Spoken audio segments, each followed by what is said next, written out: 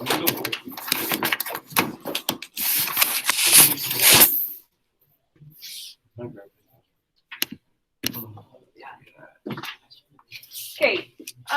the questions that I saw submitted, let's see.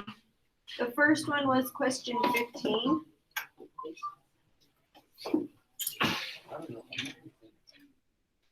Okay. Where are we?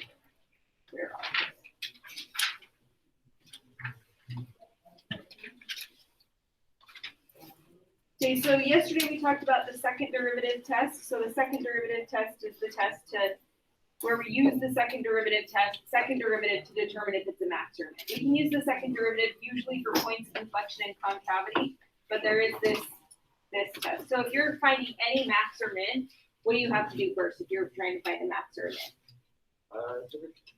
Derivative. Derivative. Because what do we do with the derivative? Critical numbers. Good. So I'm going to find the derivative. When I find this derivative, I'm going to rewrite this as x squared plus 2 to the 1/2 power. So I do chain rule. The 1/2 comes down.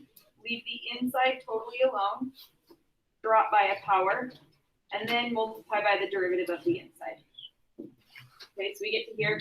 First thing I noticed, well, that 1/2 and 2, so I'm just going to cancel it out. I'm going to take the time to rewrite this as x over the square root of x squared plus 2. Because if I can write it as a fraction, then I can use our two shortcuts about when it's equal to 0 and undefined. So the two things I want to know is when is this 0 and when is it undefined. So a fraction is equal to 0 when the numerator is equal to 0. Here, I'll be a little more specific. So the derivative will equal 0 when the top is 0. The derivative is undefined when the bottom is equal to 0. And we're trying to find critical numbers. A critical number is a possible max or min.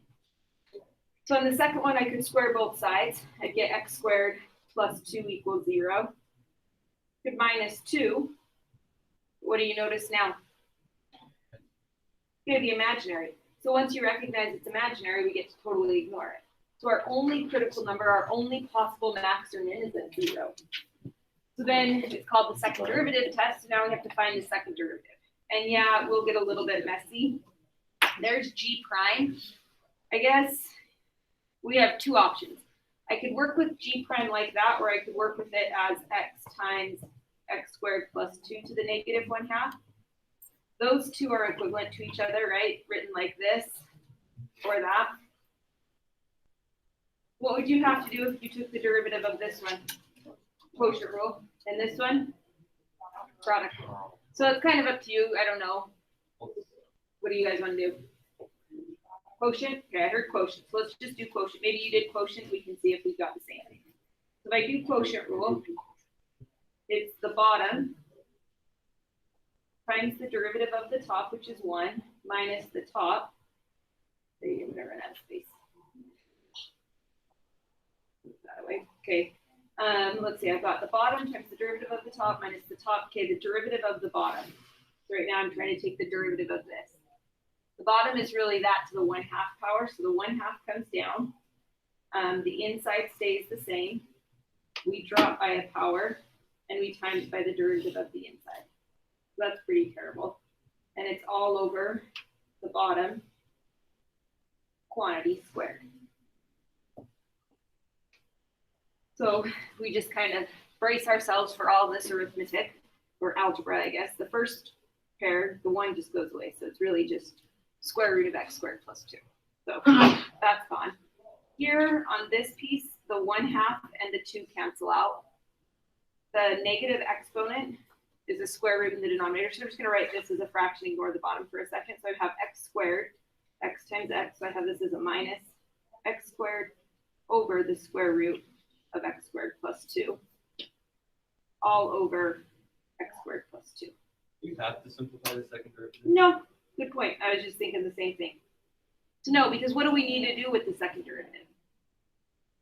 Just plug it in. So you could have plugged it into this one here, or you could plug it into here. I definitely won't go any further than where I'm at right now, because all we need to know is if the second derivative at our critical number is positive or negative. Fortunately, our critical number is really easy. We're just plugging in 0 to see if it comes out to be positive or negative. So I'll go from this one. So the second derivative at 0, well, that first piece would just be root 2. The second fraction, that's just 0 because 0 squared on top. And the bottom is 2. Is that going to come out to be a positive or a negative? Positive. So you just make a note. You do have to show, so this is important that you show that it is greater than 0. You have to make that comparison to show it's greater than or less than 0. If the second derivative is positive, then g is what? Concave up or down? Concave up. If g is concave up and the derivative was 0, then that makes that critical number what? A min. Good. Then, I think specific. So therefore, g has a min at x equals 0. I'm going to just read the question one more time. I'm okay if we stop here. I just want to see what they were asking us. They did ask, and you're going to have to do this today, so I'll just show you on this one. They do want the extrema point. Today you're going to be graphing these functions, so you will actually need the point. So how would we find the point? We found the x coordinate. You put it in the original. Exactly. So we always just plug it into the original. Oh, that's not bad. So if we plug in 0 for x, what's the y coordinate? Root 2. So today we're going to take kind of all of this stuff. We're not really learning anything new. It's just going to be, now that you know about increasing, decreasing, max, min, concavity, sketch functions, weird functions with all their characteristics. Okay, the next one is 17. So 17, for these problems, find the x value of the point for which must be a minimum or a max. Okay, so let's see, f prime at -2. Okay, so what is, move this to the other page. What is this information that they're telling us, this first row? What is that really telling us? That is telling us that all of those are critical points. Everybody okay with that? It's the first derivative at these x values, all equal 0. So yeah, they're critical numbers. So I'm going to just say, okay, well, we know we have critical numbers then at x equals -2, x equals 0, x equals 4. These are potential max and mins. They're trying to help us out. If you recognize, they're giving us the sign line, so we don't even have to like plug in numbers. We just have to determine if the second derivative at each of these x values is positive or negative. So the second derivative at -2, well, -2 would fall in this interval. So is the second derivative at -2 positive or negative? Positive. You do have to make that statement. So you do have to make sure you're being consistent in your math, like your communication. Okay. If you say that the second derivative is positive, what's the next thing you need to say? Concave up. Good. So you're going to say concave up. Now I should be saying f is concave up. If f is concave up and the derivative is 0, then what do we have? A min. So we have a min at x equals 0. Be really careful. I'll see students who do everything right, and then they'll write their answer like this. They'll say min 0. That would be wrong, right? If you said a min of 0, that's wrong. So the way you communicate is really, really important. So you have a minimum at x equals 0. We can't find it unless we have the original function. We don't know the y coordinate.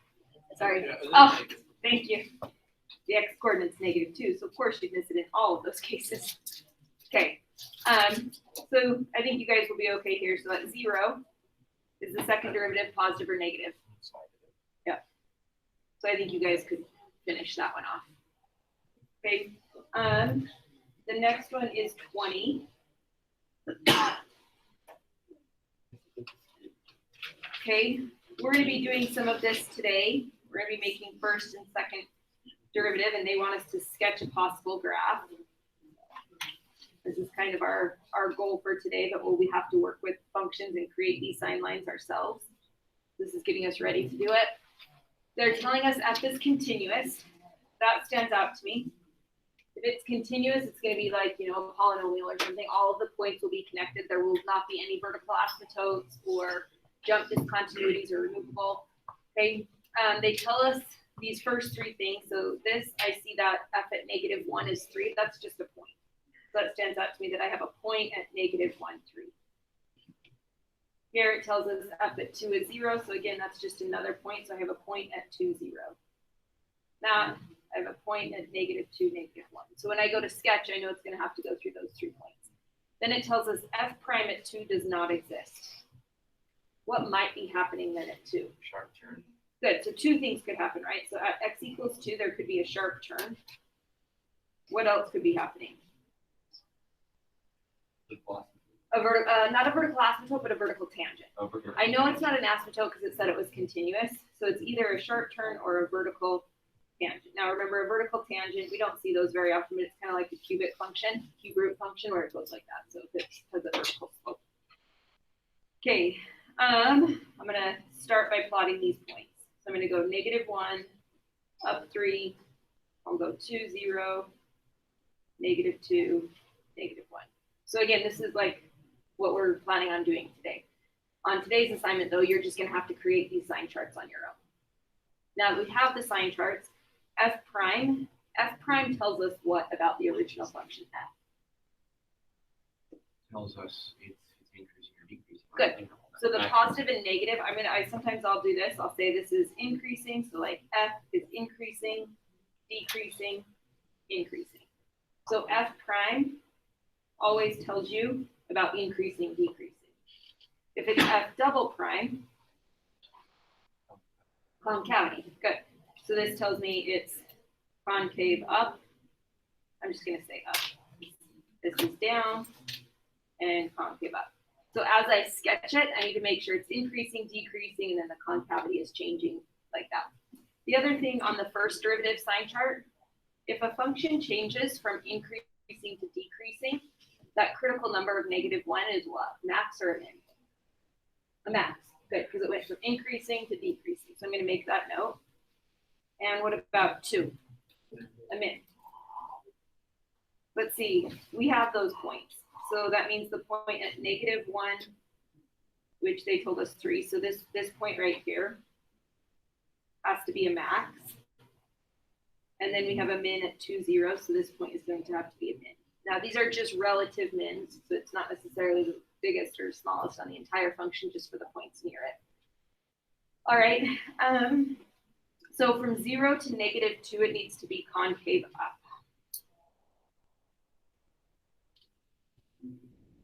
So my initial thought is, like when I think concave up, I think something like that.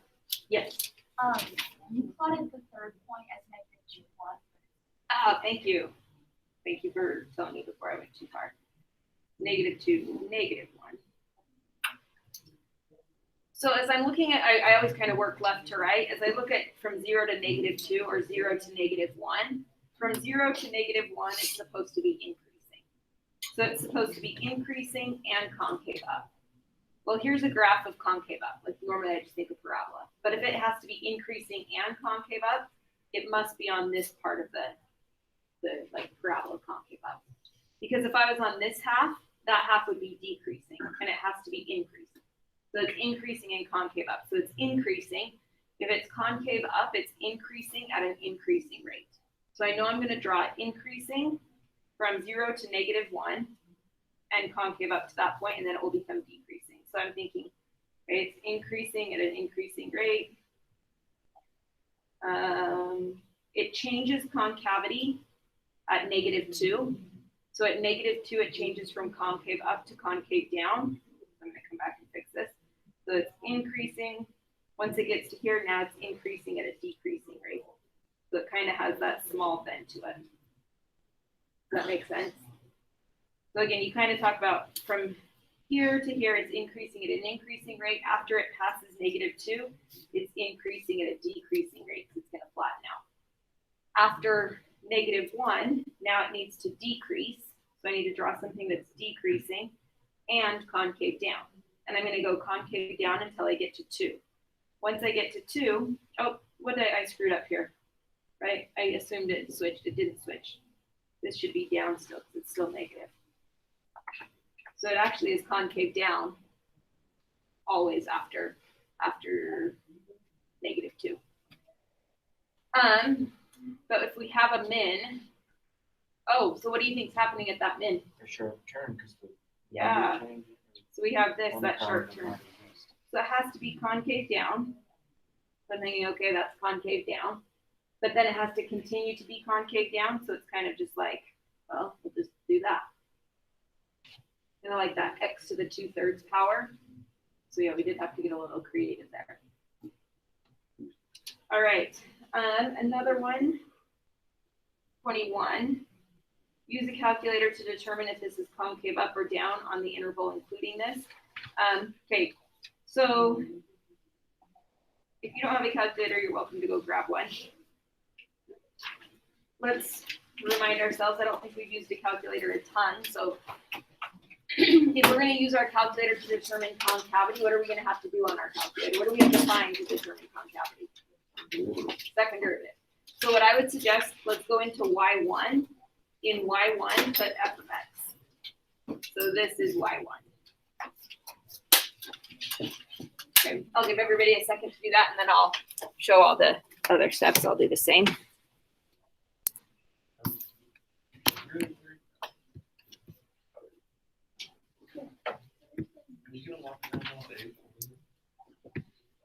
Okay, and you guys online, I'm just going to switch so you can see my calculator too.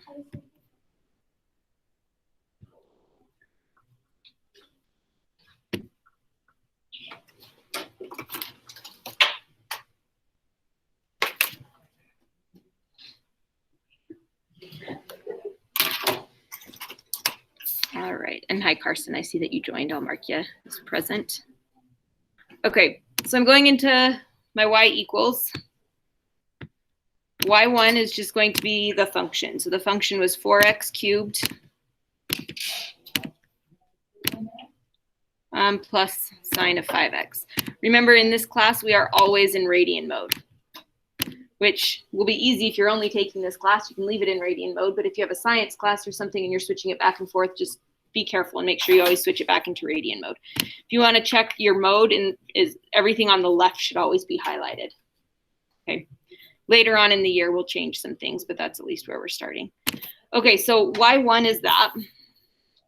But they want us, I'm not going to bother graphing. I don't need to see the graph.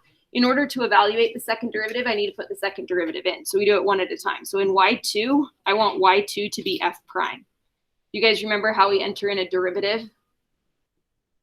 Okay, yeah, it's been a while. So in our y equals, let's arrow down to y2.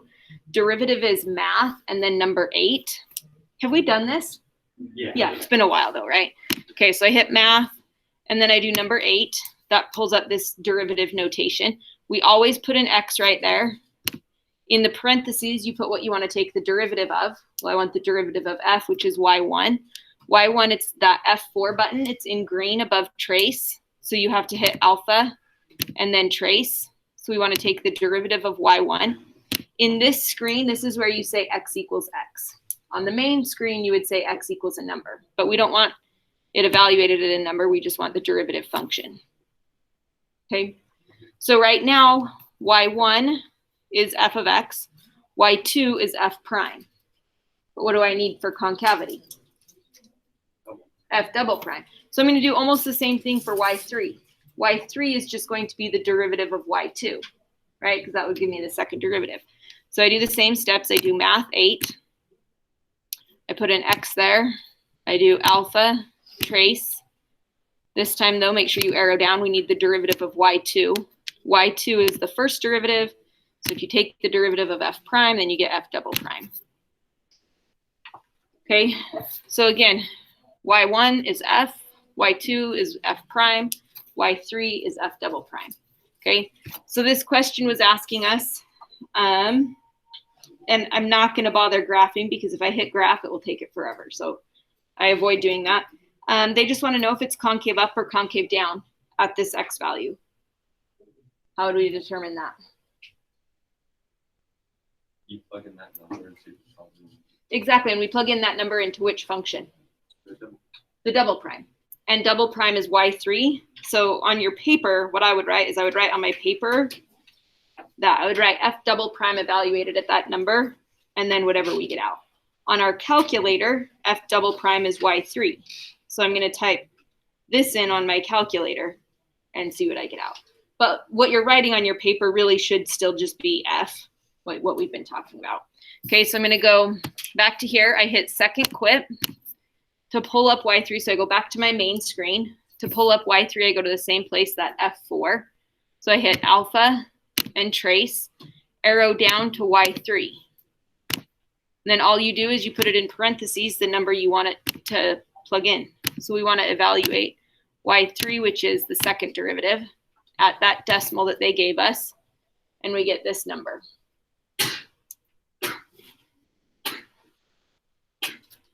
So I'm going to write that down, -0 or -0.012. Remember, you have to go at least 3 decimals. So on my paper, what I've written is this. What do you think I need to state now or show? What are you considering? You have to show it's less than 0. Then you can say concave down. So you do need to show that. This has to be written, just kind of justifying why it is that we're choosing it. It's less than 0. And then you can say F is concave down on an interval. I'll just try to use their language. On the interval, I don't want to. That's too long. It's concave down at x equals 0.523. Not bad. So our calculator is super helpful if you know how to use it. Okay, the next one was asked a couple of times, was question 24. So let's see what 24 is. Oh yeah, these ones take a long time. It's been a while since we've done one of these. I can tell right away this is going to take a long time because there are 4 variables we have to find. We have to find A, B, C, and D. Make sure you back. Okay, they're giving us a cubic function. They tell us we have a max at that point, and we have a point of inflection. If those are points on the function. So we could do a couple of things. I know that I'm going to have to plug those points into the original function. So let's start with the max. So if I have a max at -1,4, actually, let's start with the point of inflection because that has a 0. That might be easier. If I have a point of inflection at 0,2, that means x is 0 and y is 2. So I'm just going to plug it into this function and see if I can solve for A, B, C, or D by just using that. So I replace y with 2. I replace x with 0. This is great because what do we find? D. So right away we know D. D is 2. So that's the first, I would start with the easy stuff. Okay, now I can do the same thing with the max point. I'm going to have 4by, x is -1, and from what we already found out, D is 2, so I get to write +2. I'm not going to be able to simplify it much, but I'll go as far as I can. -1 cubed is negative. -1 squared is positive. I could minus that 2 over. If I minus 2 from each side, I have 2 equals -a plus b plus or minus. I have 3 unknowns. If you have 3 unknowns, that means you need 3 equations. So we still have to come up with 2 other equations. Well, what do we know? What else do we know? If this is a max, when does a max occur? Good. A max occurs. So I know a max occurs when the first derivative is equal to 0. So let's find the first derivative and set it equal to 0. That will give me a second equation. So the first derivative, I'm just taking the derivative of that y equals equation. The 3 comes down, so 3ax squared. The 2 comes down, and I get c. So there's y prime. But we know that this has to equal 0. And it equals 0 when x equals what number? Or negative. -1. Equals -1 because that's what they told us here. They told us the x value is -1. Right? So now I plug in -1 for x. This will give me a second equation at least. So I'd have 3a -1 squared plus 2b times -1 plus c. Or 3a minus 2b plus c equals 0. I'm just going to kind of box my equation. So there's one equation. There's a second equation. But again, if you have 3 unknowns, you need 3 equations. So I still need to come up with one more equation. When does a point of inflection occur? Good, a point of inflection occurs, and I guess I should be saying or undefined, but this one's not undefined, when the second derivative equals 0. So my steps are going to be very similar to what we just did with the max. I just find the second derivative. Let's do y double prime. So I need the derivative of this. So the derivative of 3ax squared, the 2 comes down, so I get 6ax. Then the derivative of this piece would just be 2b. And stop me if you guys have a question. Fortunately, the derivative of c is a number, so it just goes away. Are we all right with y double prime? We know it has to equal 0. It equals 0 when x equals what? 0. Very good, because they told us we have a point of inflection at 0, 2. So now I get to plug in 0 for x. This is great. It's going to make it easier for us. If we plug in 0 for x, this is gone. So what does b equal? 0. Okay, we have 2 of our 4. But that means I could take these 2 equations and replace b with 0. If b is 0, I'm going to write that first equation as negative a minus c equals 2. I just put the a and the c on the left. Okay, if b is 0, that piece is gone. So this equation would be 3a plus c is 0. I have 2 equations, 2 unknowns. I can just do elimination. I'm just going to add these 2 together. Why is that great? What happens? Yeah, the c's end up just canceling each other out. So a negative a plus 3a, that gives us 2a. 2 plus 0 is 2. So a is 1. We've got 3 variables. Now we can just take that and plug it into either of the 2 equations. I'll plug it into here. If a is 1, we have negative 1 minus c equals 2. Or add the 1 over. So negative c equals 3. So c is negative 3. Wow, right? I could put one of these on your test as a free response. Maybe not 4 variables, but 3 would be reasonable. 4 took us a while, but 2 or 3 would be a reasonable test question. They've come up in the past, so I would expect one in the future. Okay, and then our last question is 26.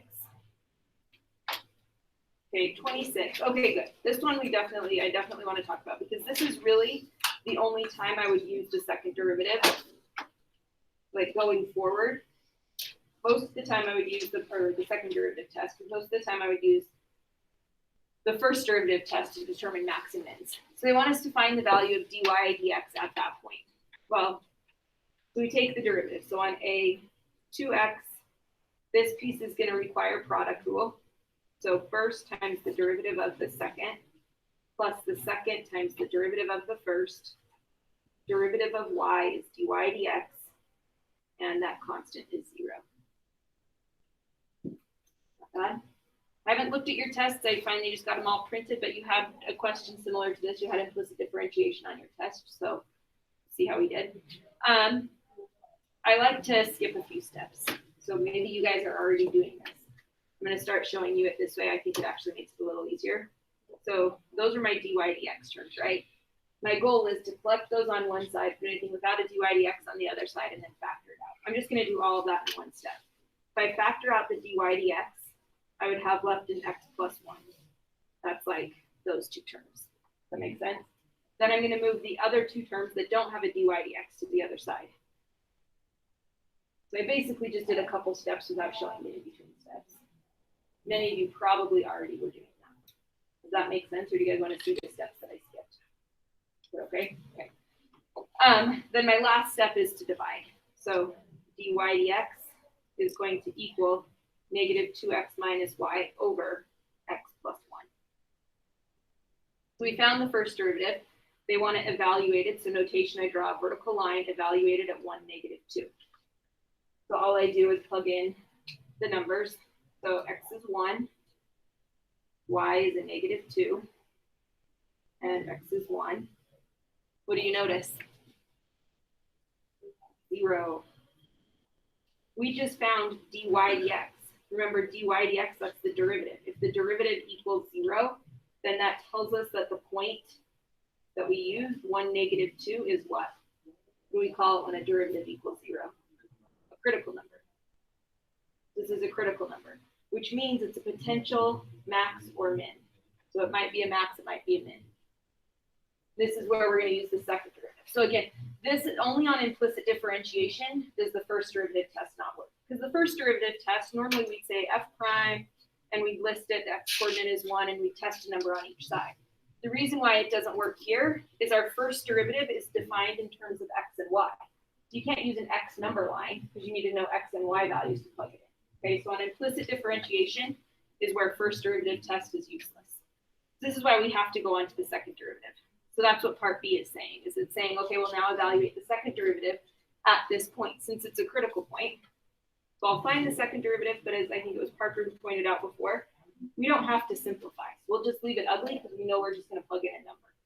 So it's the bottom times the derivative of the top minus the top times the derivative of the bottom all over the bottom square. I would just leave it ugly. Okay, now I want to evaluate this derivative at that critical number. Not only do I don't care how messy it is, all I need to determine is if I end up getting a positive or a negative number. Well, I guess technically on this question, they wanted us to actually find it, and then part C has us decide. So we'll find it. I plug in 1 for x, 1 plus 1. Well, I'm just going to simplify a little as I go. 1 plus 1 is 2. Here I'd have a -2 minus, what do I plug in for dy dx? 0. This is why it's great. You'll only really find the second derivative if the first derivative was 0 to begin with. So that piece is 0. So really I just have -2 minus -2 times x minus y, and y is -2, all over x plus x quantity squared. So the first product is -4. Here I have a -2 and a +2, so what's that? -2, right? A +2? 0. So I'm just minusing 0. Bottom is 2 squared, so 4. The -1. So that was part B, but I'm guessing part C then just says, well, does it have a max or a min at that point? What's our conclusion? Okay, what work do you think you have to show? We just found, I'm going to kind of summarize on this line below. We just found that the second derivative, you have to say evaluated at this point. If you did not draw that bar to specify it's the derivative at this point, I would say that derivative is less than 0. Evaluated at that point is less than 0. So somewhere you need to say that. You're welcome to just write it at the end and say that's less than 0. But if the second derivative evaluated at the point is less than 0, what can we conclude? Concave down. Good. So then you're going to say concave down. If it's concave down and the derivative is 0, then the point, 1, -2, is what? A max. The instructions on a test are that will always say justify your answer. I've justified my answer. I don't need to write a sentence when I'm done. Your justification is typically just your work and everything you show. Okay. All right. Let's do our notes. So if you flip the page, we have curve sketching. We've done this before. Okay. There are 2 examples. We'll maybe just make it through the first one today, and then we'll save the second one for tomorrow. What it's doing is they're giving us at least the original function, the derivative, and the second derivative. So we don't have to actually find the derivatives. We just have to know once we have them, what do we do with them? So it's going to be similar to that question that we did a second ago from your assignment where they gave us an f prime sign chart and an f double prime sign chart. They're just not giving them to us, so that's the first thing I want to do. So I want to find an f prime sign chart and a second derivative sign chart. To do that, I need to know when the derivative is 0 or when the derivative is undefined, because those are the numbers that are going to go on my f prime sign chart. So right above it, I'm just going to do an f prime sign chart. What is the shortcut? When is a fraction equal to 0? Top is 0. So we need -3x plus 1 to equal 0. But that just happens at what? Let's see, 1/3. Everybody agree with me? Double check me. Okay. And it's undefined when what happens? Bottom equals 0. Well, that was easy enough. That's 1. So on my F prime sign chart, I have 1/3 and I have 1. Now I just need to decide if it's positive or negative. Keeping in mind, I'm just kind of, plugging in a number and seeing if the top is positive or negative and working with the ratio. So what's a number less than 1/3? 0. If I plug in 0, is the top positive or negative? The top is Positive. Okay. If I plug in 0, is the bottom positive or negative? Negative, because a negative cubed is negative. A positive over a negative is negative. Okay. Ooh, what's a number in between 1/3 and 1? A half. Sure. Okay, so if we plug in a half, keeping in mind, even though we don't have to actually figure out the number, I just need to know if it's positive or negative. If I plug in a half, would the numerator be positive or negative? Negative, because I have negative 3/2 plus 1. So the top is negative. If I plug in a half on the bottom, positive or negative? Negative. Because we have a half minus 1, a negative cubed stays negative. A negative divided by a negative, though, turns positive.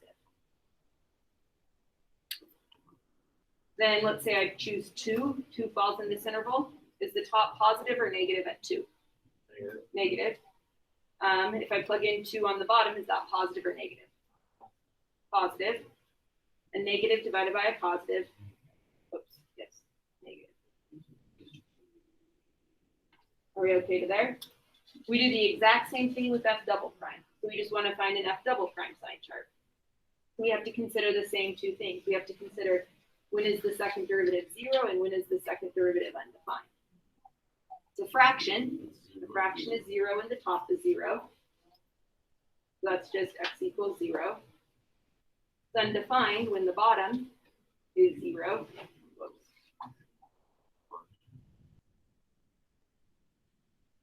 And then you do your second derivative sign chart. Make sure you're always labeling it. So notice I am labeling them like F prime and F. So we put 0 and 1 on here. We plug in numbers into F double prime to see if it's positive or negative.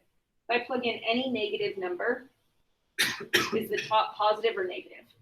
Negative. Notice the bottom. No matter what I plug into the bottom, what is the denominator always? Always positive. If you raise something to an even power, it's always positive. So I really only have to check the top. So again, if I plug in a negative number, I'd have a negative. A negative over a positive is negative. If I plug in a half, all I care about is the numerator because I know the denominator is always positive. Is the top positive or negative? Positive. What about if I plug in 2? Positive. So again, never assume that it alternates. Sometimes it won't alternate. Okay, so now we have our sign charts. Let's see if we can answer some stuff. We'll use those for some parts. Domain. How do we find domain? Bottom of which function? The original. Good. I think this one factors pretty nice is x minus 1 times x minus 1. What stands out to me is I could write that denominator as x minus 1 squared. That might come in handy later. The domain is x cannot equal 1. What's happening at 1? A vertical asymptote. So we have a vertical asymptote at 1, and I'm going to make a note that it's an even vertical asymptote. It's even because it happened twice. We had the same factor twice. What does that mean when I go to do the graph? It goes up and up or down. So both sides behave the same way, right? So I'm going to just sketch a little bit. Here's my asymptote, 1. And because it's even, we know either both sides go up or both sides go down. Okay, so we'll come back to that. Holes. Do we have any holes? No. A hole would be if you had the same factor on top and on bottom. Okay, so I kind of like this question. They're a little time consuming, but it is a good chance to review everything that we've kind of learned up to this point. Yeah, Parker. So if you have 1 x minus 1 on the top, so one of them cancels Yes. out. Then it would become an odd asymptote. Okay. Because it's kind of, and it wouldn't be a hole. Yeah. So if you have a hole and an asymptote, it's just an It's asymptote. just- Yeah, good question. Okay, x-intercept. How do you find any x-intercept? Plug in 0. For which one? For y. You always let the other one be 0. Well, if we were to plug in 0 for y, f of x is y. So what's the rule though? When does a fraction equal 0? Top equals 0. So we need 3x minus 2 to equal 0. Add 2, divide by 3. So when x is 2/3. But we write it as an ordered pair. So I'm going to write this as a point. So I have an x-intercept at 2/3, comma 0. I'm going to go to my graph, 2/3, about right there. That is the only x-intercept. If we find x-intercepts and we only get 1 point, that means that it's the only place the graph can cross the x-axis. It can't cross the x-axis at any other point. Okay, a y-intercept, you let x equal 0. So if we look up here, if we let x equal 0, this piece goes away, this piece goes away, and this piece goes away. What would we be left with? -2. So we have 0, comma -2. Then on my graph, I'm going to go 0, -2. There's my y-intercept. Okay, end behavior are limits to infinity. Sometimes positive and negative infinity. I'll say most of the time it behaves the same way. So what do you think we would get if we took the limit as x goes to infinity of this function? So it's been a while since we've practiced limits. Why? Because it's bottom heavy. You guys remember this rule about bottom heavy? It's bottom heavy, so if you're going to infinity, you only have to worry about the leading terms. Okay, 3x over x squared would reduce to 3 over x, but 3 divided by a giant number goes to 0. 3 over a million approaches 0. So this is 0. Okay, bottom heavy goes to 0. Well, that tells us if you take a limit to infinity and you get a number out, that number is your horizontal asymptote. So we have a horizontal asymptote at 0. So on my graph, I'll draw that. That just means at the end, you can cross the horizontal asymptote as many times as you want. I just know at the end, it's going to be approaching that, either from above or below. We don't know. We'll figure that out later. But it definitely will be approaching that at the end.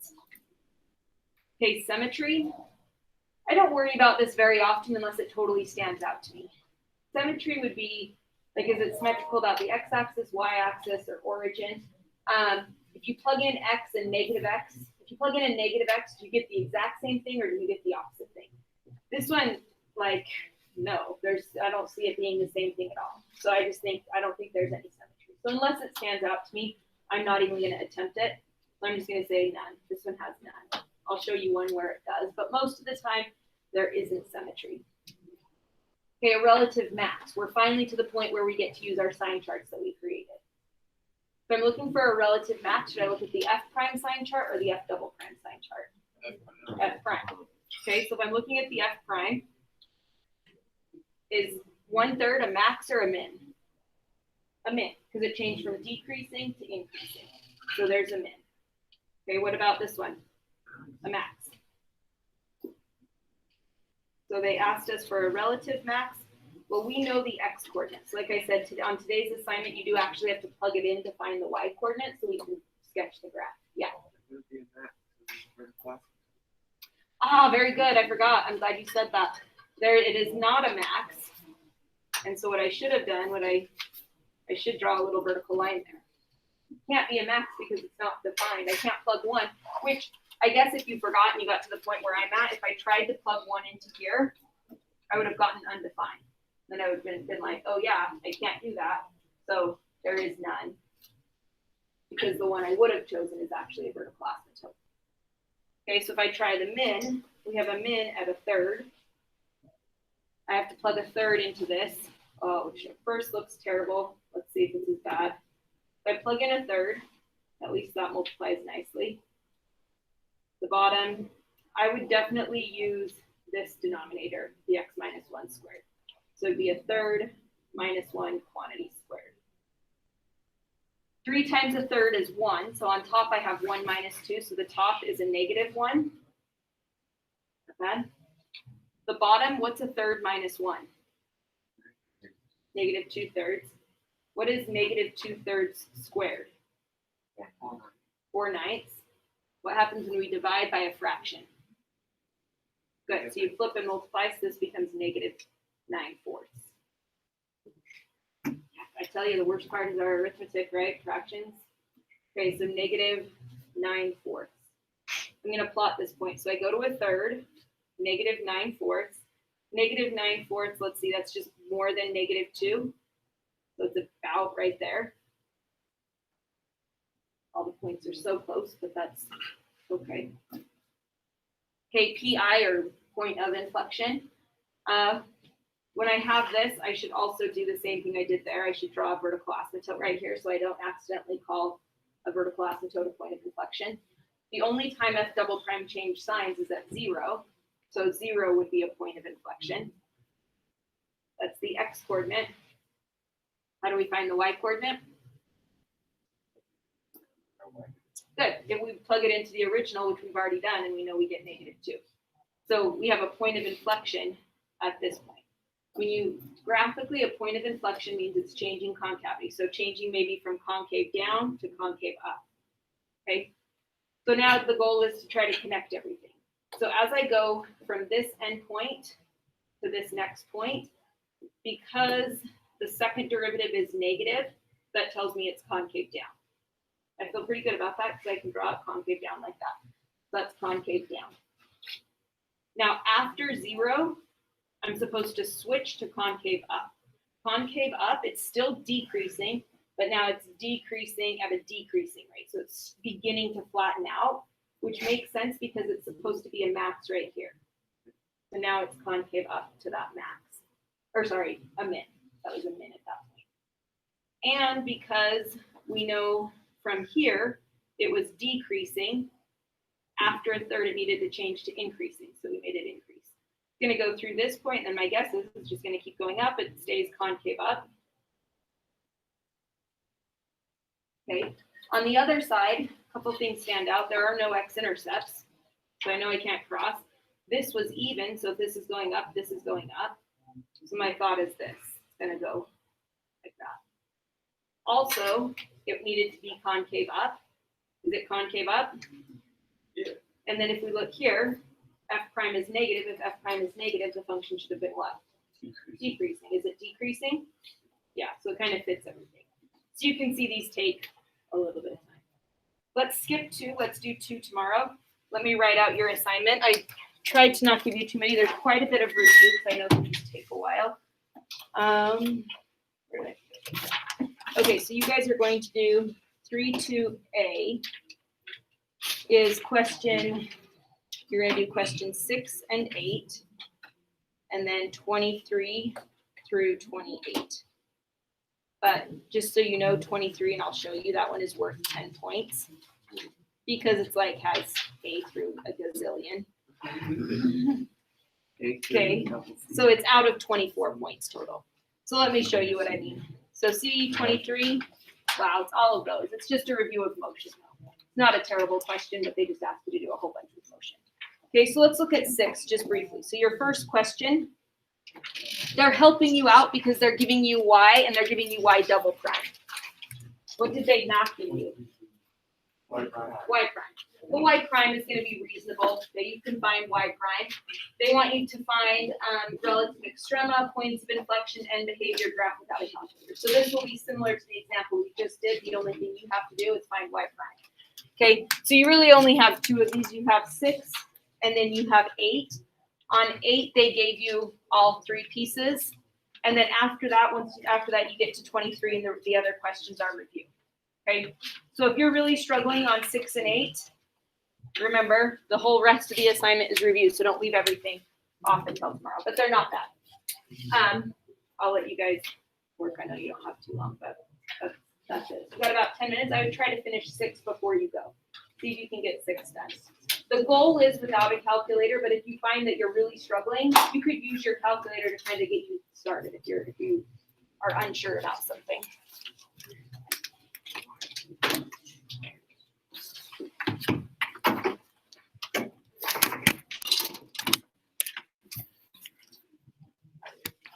All right.